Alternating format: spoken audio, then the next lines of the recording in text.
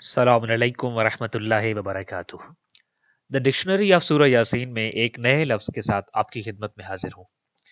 آج ہم جس لفظ کو اسٹڈی کرنے جا رہے ہیں یہ اردو زبان میں بہت زیادہ استعمال ہوتا ہے اور تقریباً انہی معنی میں استعمال ہوتا ہے کہ جس معنی اور مفہوم کو عربی زبان میں یہ ریپریزنٹ کر رہا ہوتا ہے۔ اور آج کا ہمارا جو لفظ ہے وہ ہے حسرت۔ ہم اردو میں ایک لفظ استعمال کرتے ہیں نا، حسرت کرنا۔ یہ بالکل ایگزیکٹلی وہی ورڈ ہے جو عربی زبان میں استعمال ہوتا ہے، اور دا ڈکشنری آف سورہ یاسین میں اس لفظ کو اسٹڈی کرنے کی وجہ یہ ہے کہ یہ سورہ یاسین میں ورس نمبر 30 کے اندر استعمال ہوا ہے، یا حسرتن علی العباد۔ اس عنوان سے ہم انشاءاللہ تعالیٰ اس کو اسٹڈی کرنے جا رہے ہیں۔ بنیادی طور پر یہ جو لفظ ہے اس کا معنی ہوتا ہے کسی چیز کو کھول دینا اور انریپ کرنا، چھلکا اس کا اتار دینا، کھال اتار دینا، یا یوں کہہ لیجئے کہ برہنہ کر دینا، یعنی کسی بھی چیز سے پردہ اٹھا دینا۔ اس کو اگر ان براڈر وے کہوں، چونکہ یہ چھوٹی چھوٹی باتیں ہیں جس کو ہم کہہ رہے ہیں کسی چیز کا اوپر سے اس کو آپ نے انریپ کر دیا ہے، یا اس کو کھول دیا ہے، یا اس کی کھال اتار دی ہے، یا اس کے اوپر سے پردہ اٹھا دیا ہے۔ اس کو براڈر کانٹیکسٹ میں ہم لیتے ہیں تو ہم کہتے ہوتے ہیں کوئی چیز کشف ہو گئی ہے، یعنی کہ حسرت کا معنی ایک لحاظ سے ہوتا ہے کسی چیز کو کشف کر دینا۔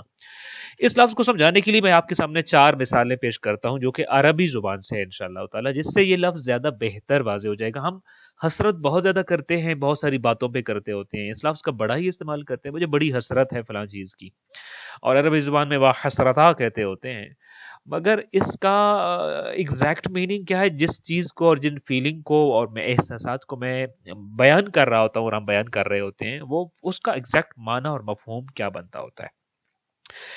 اس کے لیے آپ کے سامنے انشاءاللہ تعالی 4 مثالیں عربی زبان میں کہ جہاں حسرت اپنے حقیقی اور اولین معنی میں استعمال ہو رہا ہے۔ عربی زبان میں جب کہا جاتا ہے نا حسرت عن الدرا، چونکہ میں نے ابھی آپ کے سامنے عرض کیا کہ اس کا معنی جو ہے وہ چھلکا اتارنا ہے، جو ہے وہ کسی چیز کو کشف کر دینا ہے، کسی چیز کی حقیقت کو جو ہے منعکس کر دینا ہے۔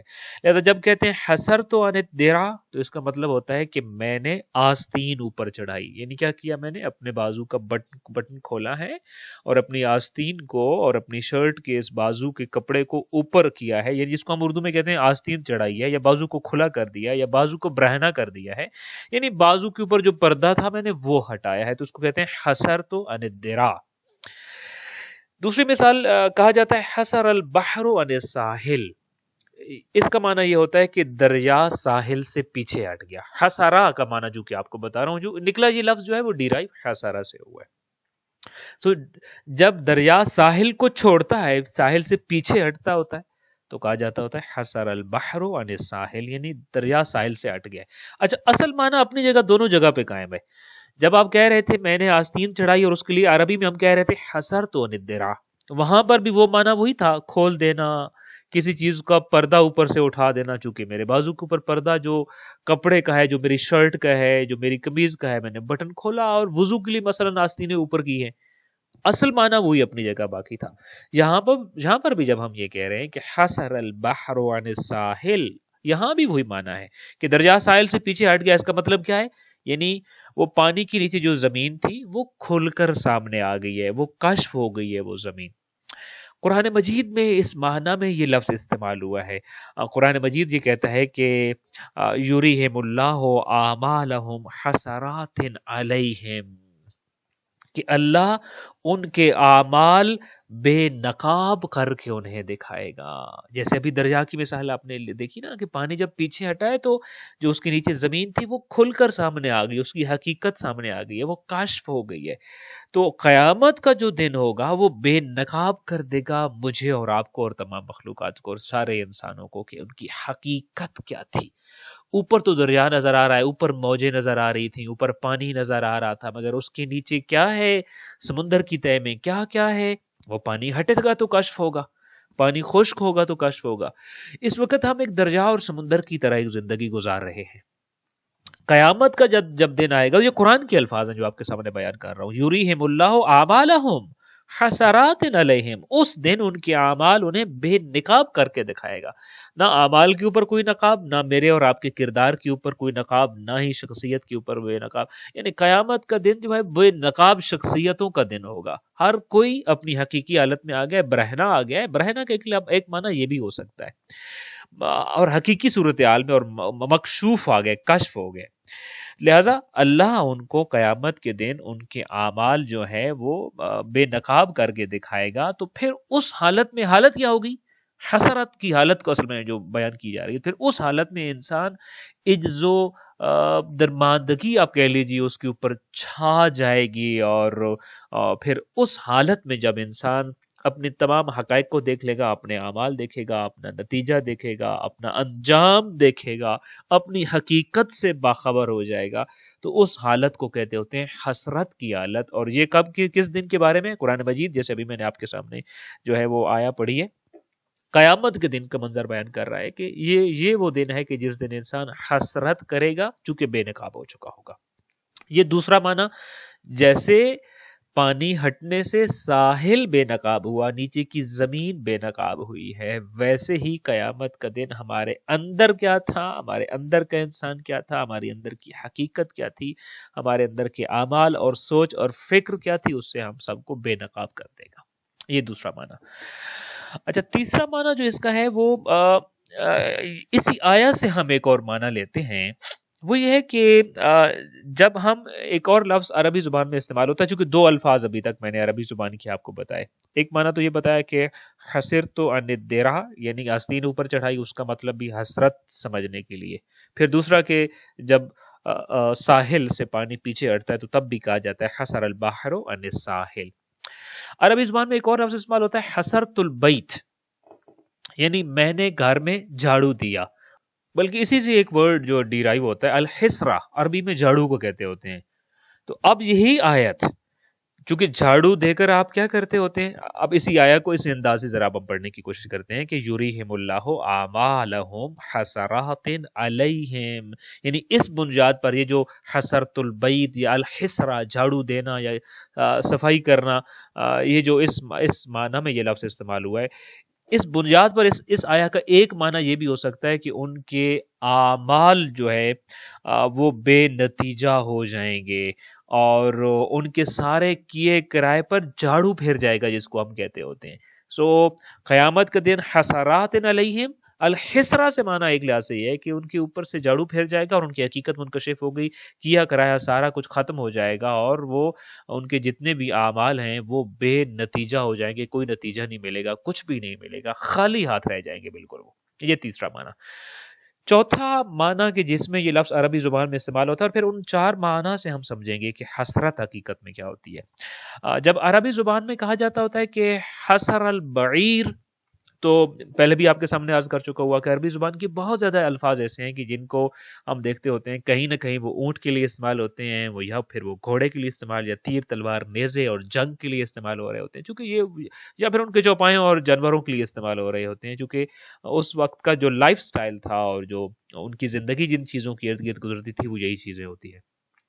دوبارہ حسر کا معنی سمجھنے کے لیے ایک مثال اونٹ کی زندگی سے یہاں پہ بھی آ رہی ہے. حسر البعیر یعنی اس کا کیا مطلب ہے؟ یعنی اونٹ کو اتنا چلایا گیا ہے کہ وہ تھک کر عاجز آ گیا ہے، درماندہ ہو گیا، اور اب مزید وہ چلنے کے قابل نہیں رہا، تھک گیا ہے.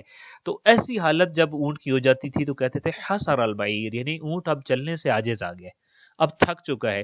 اور بلکہ ایسے اونٹ کو وہ کہتے ہی حسیر تھے، یعنی کہ حسیر جب کہتے تھے تو اس کا مطلب ہوتا تھا وہ اونٹنی کے جو تھکی ہوئی ہے اور کمزور ہے اور اس حد تک تھک چکی ہے کہ اس کا گوشت زائل ہو چکا ہے اور اس کی قوت ختم ہو چکی ہے، اب اس کو مزید چلایا نہیں جا سکتا ہے، وہ سفر میں مزید ساتھ اس کو نہیں لے جایا جا سکتا. حضرت ابو ذر غفاری کے بارے میں ملتا ہے کہ ایک جنگ میں جب آپ جا رہے تھے تو آپ جو مسلمانوں کا لشکر تھا اس کے ساتھ چل رہے تھے، مگر آپ کے پاس ایک کمزور سی اونٹنی تھی. تو ایک وہ وقت آیا کہ ان کی اونٹنی چلنے سے اس نے جواب دے دیا اور وہ مزید چلنے کے قابل نہیں رہی تھی، جس کو ابھی ہم بیان کر رہے ہیں حسر البعیر یا حاصر. میں نے ابھی آپ کے سامنے یہ حسیر کہا، تو ان کی اونٹنی حسیر کی حالت کو پہنچ گئی. تو پھر انہوں نے اس اونٹنی کو کسی قبیلے کے حوالے کیا اور پھر پیدل چلنے کا فیصلہ کیا. اور نبی کریم صلی اللہ علیہ وآلہ وسلم کی خدمت میں جب پیدل پہنچے تو نبی کریم صلی اللہ علیہ وآلہ وسلم نے فرمایا تھا کہ ابو ذر پر اللہ کی رحمت نازل ہو، یہ آئے بھی اکیلے ہیں اور ابھی چلتے بھی اکیلے رہے، اور اس دنیا سے جب جائیں گے تو تب بھی تنہا اور اکیلے ہوں گے. اور آپ نے رمضہ کی حقیقت کی طرف اس وقت اشارہ کیا تھا. یہ بیٹوین پیرنتھیسز حضرت ابو ذر غفاری کا تذکرہ آ گیا. مقصود جو ہے وہ حسرہ کا معنی بتانا تھا. حسر البعیر یعنی اونٹ کو کا اتنا چلنا کہ وہ تھک کر عاجز آ جائے، اس کے گوشت زائل ہو جائے، اس کی قوت ختم ہو جائے اور وہ مزید نہ چل سکتا ہو، تو ایسی حالت کو کہتے ہیں حسر البعیر. اور اس اونٹ کو کہتے ہوتے ہیں حسیر، جیسا کہ حضرت ابو ذر غفاری کی اونٹ کی اگزامپل دی آپ کو. اونٹ کی اس مثال کے ساتھ جناب علامہ راغب اصفہانی نے اس معنی کو لیتے ہوئے پھر حسرت کا معنی اپنی کتاب میں یہ کیا ہے کہ حسرت یہ ہے کہ ایسی حالت یا ایک ایسی کیفیت کہ جس میں انسان کی حالت اس تھکے ماندے اس اونٹ کی طرح ہو جائے کہ جو مزید چلنے سے عاجز آ جاتا ہے، اور اس حالت میں پھر انسان کے اندر عجز بھی ہو، عاجز بھی آ جائے، ندامت بھی ہو، پچھتاوا بھی ہو، غم بھی ہو، افسوس بھی ہو اور تأسف بھی ہو، تو اس حالت کو پھر کہا جاتا ہوتا ہے حسرت کی حالت. لہذا علامہ راغب اصفہانی نے جو معنی کیا وہ یہ ہے کہ حسرت کا معنی یہ ہے کہ کسی چیز کے فوت ہو جانے پر، کسی چیز کے آپ کے ہاتھ سے نکل جانے پر، کوئی چیز آپ نے ڈراپ کر دی ہے، کوئی موقع ڈراپ کر دیا ہے، کوئی ایسی چیز جس کو آپ جسے فائدہ نہیں لے سکے اور وہ آپ کے ہاتھ سے نکل گئی ہے، تو اس چیز کے آپ کے ہاتھ سے نکل جانے کے بعد جو آپ کو غم اور شرمندگی کی حالت ہوتی ہے، اس حالت کو کہا جاتا ہوتا ہے کہ حسرت کی حالت ہے یہ. یعنی گویا کہ ہم یہ کہہ سکتے ہیں کہ حسرت انسان کی وہ حالت ہے کہ جب کسی چیز کے فوت ہو جانے پر غم اور شرمندگی انسان پر طاری ہو، اور گویا انسان سے وہ جہالت دور ہو گئی ہو کہ جس کی وجہ سے اس نے یہ کام کیا تھا اور اب حقیقت کا انکشاف ہو گیا ہو، اور حقیقت جو ہے وہ منکشف ہو گئی ہو. پھر وہی باتیں ساری اس کی طرف جا رہی ہیں. پردہ ہٹ گیا، سچ اور حقیقت کا پتہ چل گیا ہو، اور انسان جو ہے وہ جب سچ اور حقیقت کا پتہ چلنے کے بعد اور پردہ ہٹ جانے کے بعد کف حسرت جب ملتا ہے تو اس حالت کو ہاتھ سے نکل جانے والی چیز پر جو غم کرنے کی حالت ہے، اس حالت کو حسرت کہا جاتا ہوتا ہے. اور قرآن مجید نے اس کے لیے پھر جو ہے وہ جو آیات بیان کیا، پھر اس حالت انسان کی اس حالت کو بیان کیا ہے کہ انسان اس حالت میں کیا کر رہا ہوتا ہے. لہٰذا جب ہم یہ ہے حسرت سے بنتا ہوتا ہے حاصر، یعنی جس کی یہ حالت ہوتی ہے اس کو ہم کہتے ہیں حاصر. حاصر کون ہے؟ جو تھکا ہوا ہے، جو عاجز ہے، جس پر حقیقت منکشف ہو چکی ہے، جو شرمندہ بھی ہے، جو مغموم بھی ہے، جو کہ افسوس اور پشیمانی اور ندامت کی حالت میں بھی ہے، تو اس کو ہم کہتے ہوتے ہیں حاصر. وہ کیوں ہوتا ہے؟ اس کو حاصر ہم کیوں کہہ رہے ہیں؟ کیونکہ اس کو اپنی کمزوری کا پتہ چل گیا ہوا ہے، اس کو اپنی حقیقت حال کا پتہ چل گیا، اس کے اوپر حقیقت منکشف ہو گئی ہے، لہٰذا وہ تھکا ہوا ہے. یہ اس اونٹ کی طرح تھکا ہوا ہے کہ جس کا تذکرہ ابھی ہم نے کہا تھا، جو مزید چل نہیں سکتا، جو مزید اسباب زندگی کو آگے چلا نہیں سکتا. یہ شخص بھی ایسا ہے کہ جس کے اوپر حالت منکشف ہوئی ہے، مگر اب وہ اپنے لیے کچھ بھی نہیں کر سکتا. قرآن مجید میں یہ لفظ استعمال ہوا سورہ الملک ورس نمبر 4 میں کہ ینقلب الیک البصر خاسئا وہو حسیر. یہی وہ حسیر جس کے بارے میں ہم بات کر رہے ہیں کہ نظر ہر بار ناکام ہو کر اور تھک کر لوٹ آئے گی تمہاری طرف، اور تم جتنا بھی اللہ کی اس کائنات میں نقائص نکالنے کی کوشش کرو گے تو آپ کی آنکھیں، آپ کی نظر ہر بار واپس آئے گی، لیکن کیسے آئے گی؟ ناکام آئے گی، وہ حسیر اور تھک کر لوٹ کر آئے گی. ناکامی کی اور تھکی ہوئی جو حالت ہوتی ہے اس کو حسرت کہتے ہیں. سو حسرت وہ کیفیت قرآن مجید کے بقول جو ناکامی کی کیفیت ہوتی ہے، جو تھکی اور ہاری ہوئی اور شکست خوردہ کیفیت ہوتی ہے، جب انسان کے پلے کچھ نہیں بچتا اور جب انسان کچھ نہیں کر سکتا، حالات منکشف ہو جاتے ہوتے ہیں، حقیقتیں جو ہیں وہ بے پردہ ہو کر سامنے آ جاتی ہوتی ہیں، تو اس وقت انسان کے پاس جو فیلنگ بچتی ہیں اور تو کچھ بھی نہیں بچتا، اس فیلنگ کا نام حسرت ہے. قرآن میں سورہ زمر میں بھی اس حالت کو بیان فرمایا ہے. سورہ زمر ورس نمبر 56 میں ارشاد فرمایا کہ ان تقول نفس یا حسرت علی ما فرطت فی جنب اللہ. قیامت کا دن ہوگا تو پھر قرآن کہتا ہے کہ ایسا نہ ہو کہ تم کہو ہائے حسرت اس بات پر کہ میں نے اللہ کے حق میں کوتاہی کی. یعنی قیامت کے دن یہ ساری باتیں منکشف ہو رہی ہوں گی، انسان حسرت کر رہا ہوگا کہ میں نے خدا کے حق میں بہت کوتاہی کی. مگر حسرت وہی فیلنگ ہے جو وقت گزر جانے کے بعد، موقع گزر جانے کے بعد، حقیقت حال سمجھ آنے کے بعد انسان کرتا ہے، مگر اس کے پاس سوائے غم، سوائے شرمندگی، سوائے پچھتاوے اور سوائے افسوس کے اور کچھ نہیں بچتا، تو اس حالت کو کہتے ہوتے ہیں حسرت۔ اور سورہ یاسین میں بھی یہ جو لفظ استعمال ہوا، یا حسرتن علی العباد ما یاتیہم من رسول الا کانوا بہ یستہزئون، کہ جو بھی نبی ہم نے ان کے پاس بھیجا ہے انہوں نے اس نبی کا استہزاء کیا اور مذاق اڑایا ہے۔ یا حسرتن علی العباد، ان لوگوں پر حسرت ہے، ایک دن آئے گا حقیقت منکشف ہوگی کہ یہ نبی ان کے لیے کیا پیغام لے کر آئے تھے اور کس قدر فائدہ لے کر آئے تھے، مگر انہوں نے اس فائدے کو اپنے ہاتھ سے ضائع کر دیا ہے۔ سو جب بھی میں اور آپ کسی چیز پر حسرت کر رہے ہوتے ہیں تو دو باتیں تو کنفرم ہیں۔ پہلی بات تو یہ ہے کہ اس چیز کی حقیقت حال ہم پر منکشف ہو گئی ہے اور اس چیز سے پردہ ہٹ کیا ہوا ہے۔ اور جیسے میں نے دریا کی مثال دی کہ دریا جو ہے وہ پانی ہٹ گیا اور پھر نیچے جو سمندر اور دریا کے نیچے تہہ تھی وہ نظر آنا شروع ہو گئی اور حقیقت نظر آنا شروع ہو گئی ہے۔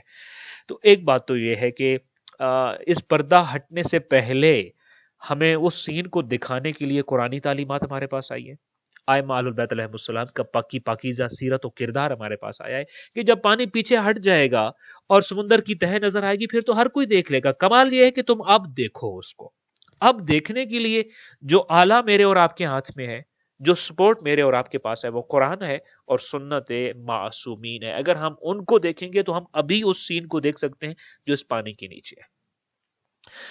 دوسری بات جو ہمیں اس سے سمجھ آتی ہے کہ جب انسان کی قوتیں زائل ہو جاتی ہیں اور تب جا کر حقیقت حال اگر منکشف ہوتی ہے تو تب تو فیلنگ ہی حسرت، اس فیلنگ کا نام ہی حسرت ہے، اور اس حسرت کا انسان کو سوائے پچھتاوے کے اور کوئی فائدہ مل نہیں سکتا ہے۔ لہذا آئیے آج اس لفظ کو سمجھتے ہوئے ہمیں یہ دو باتیں اپنے لیے انشاءاللہ تعالیٰ طے کرنی ہے قرآن مجید کے اس ایک لفظ کو سمجھنے کے ضمن میں، کہ پہلے تو یہ کہ وہ آلات اور وہ ذرائع کی جو ذرائع ہمیں اس وقت بھی حقیقت دکھا رہے ہیں، وہ حقیقت جو پردے کے پیچھے ہے، ان حقائق کو ہم ابھی ایسے دیکھ سکتے ہیں گویا کہ وہ، جیسے میں نے آپ کے سامنے ایک لیکچر میں عرض کیا تھا کہ جو ہے وہ کسی ایک شخص سے نبی کریم صلی اللہ علیہ وآلہ وسلم نے پوچھا، اور پھر اسی طریقے سے ایک واقعہ امیر المومنین علی ابن ابی طالب علیہ السلام کے صحابی کا بھی ملتا ہے کہ ما علامت یقین کا، کہ تیرے یقین کی علامت کیا ہے، کسی صحابی سے پوچھا تو اس نے کہا تھا گویا میرے سامنے جنت و جہنم سجا دی گئی ہے، مجرموں کو لایا جا رہا ہے، جنتیوں کو لایا جا رہا ہے، اور مجرموں کو اس کیفیت میں دیکھ رہا ہوں، جنتیوں کو اس کیفیت میں دیکھ رہا ہوں، اور یوں جنت میں یوں جا رہے ہیں اور جہنم میں یوں۔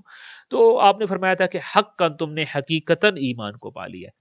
سو ایک وہ سین ہے جو اس زندگی میں انسان اپنی آنکھ سے بیہائنڈ دا کرٹن کیا ہے اس کو دیکھ رہا ہوتا ہے، جو یہ دیکھ رہا ہے وہ کبھی حسرت نہیں کرتا ہوتا۔ کامیاب وہ انسان ہے جو حسرت سے بچ جائے۔ وہ امیر المومنین علی بن ابی طالب علیہ السلام کا ایک اور فرمان ذہن میں آ رہا ہے کہ لو کشف الغطاء مازددت یقینا، آپ نے فرمایا سارے پردے ہٹا دیے جائیں تو ابو طالب کے بیٹے کے یقین میں قطرہ برابر بھی اضافہ نہیں ہوگا، اس لیے کہ جو پردے کے پیچھے ہے محمد مصطفیٰ مجھے دکھا کر گئے کہ کیا ہے، اور میں نے اس کو دل کی آنکھوں سے دیکھ لیا ہے۔ ظاہری آنکھ دیکھ کر کوئی میرے معلومات میں اضافہ نہیں کر سکے گی۔ جو اس نظر سے دیکھتا ہے، جو بیہائنڈ دا کرٹن دیکھتا ہے، جو معصوم کی رہنمائی میں دیکھتا ہے، جو کتاب اللہ کی راہبری میں دیکھ رہا ہوتا ہے اور اس کی بصیرت کے ساتھ دیکھ رہا ہوتا ہے، وہ کبھی بھی زندگی میں حسرت نہیں کرتا۔ حسرت تو وہ کرتا ہے جس کو پہلے حقیقت پتہ نہ ہو، بعد میں حقیقت پتہ چلے۔ سو انشاءاللہ تعالی اس لفظ کے ضمن میں دعا ہے کہ خالق کائنات ہمیں حقائق ہمارے اوپر منکشف فرمائے اور حقائق کو ویسا دکھلائے جیسے وہ حقیقت میں ہیں۔ آئمہ اہل البیت علیہ السلام کی پاکیزہ سیرت پہ عمل کرنے، ان کی بتلائی ہوئی ڈائریکشنز، ان کی بتائی ہوئی نصیحتیں، ان کی بتائی ہوئی وصیتیں، ان کی بتائی ہوئی تعلیمات کو سمجھنے اور دل سے، لگاؤ سے، پسندیدگی سے ان پر عمل کرنے کی توفیق عطا فرمائے۔ السلام علیکم ورحمۃ اللہ وبرکاتہ۔